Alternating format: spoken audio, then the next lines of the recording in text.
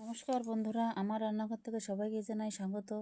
আজ আমি রান্না করব বড় সরপুঁটি দিয়ে ফুলকপি রেজালা, লাল শাক ভাজা, সাথে আরও কিছু আছে। চলো রান্না করি পুঁটি মাছ দিয়ে ফুলকপি রেজালা তরকারি, যাই বলতে পারো। আমি মাছে নুন হলুদ মেখে মাছগুলো ভেজে নেব। বন্ধুরা, মাছ খেতে কিন্তু এখন খুব ভালো লাগে।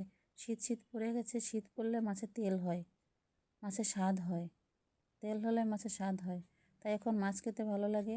মাছের স্বাদ হয়েছে, মাছের পেট ভরা তেল হয়ে গেছে আমার মাছ ভাজা। দেখো, এবার আমি কেটে রাখা ফুলকপিগুলো ভেজে নেব।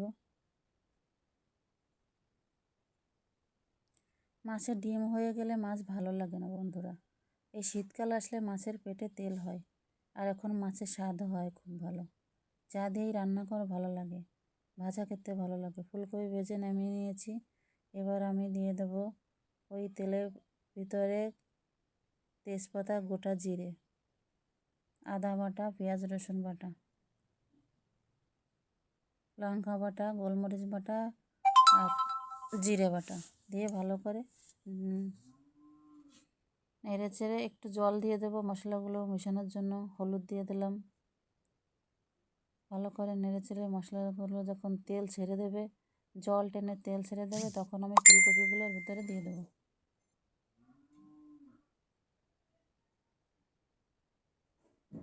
দেখো, তেল ছেড়ে দিয়েছে মশলা। এবার আমি ফুলকপিগুলো দিয়ে ভালো করে ভেজে নামিয়ে নেব।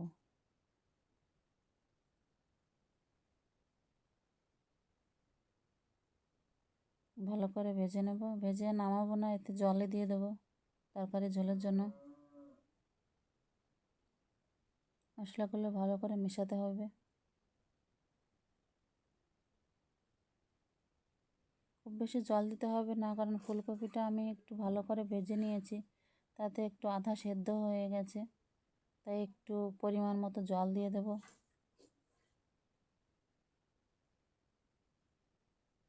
তরকারিটা গপ গপ করছে, এবার টগর বগর করছে। দেখো, কালারও এসছে ভালো।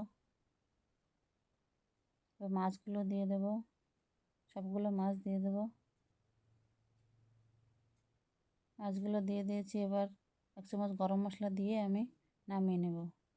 ভালো করে নেড়ে চেড়ে মিশিয়ে দেব, তারপরে আমি নামিয়ে নেব।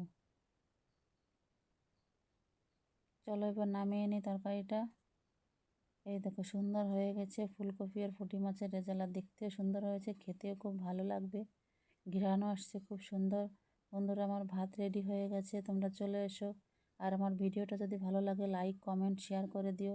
পাশে থেকো সব সময়, সাবস্ক্রাইব করে দিও তোমরা। ভালো থেকো বন্ধুরা।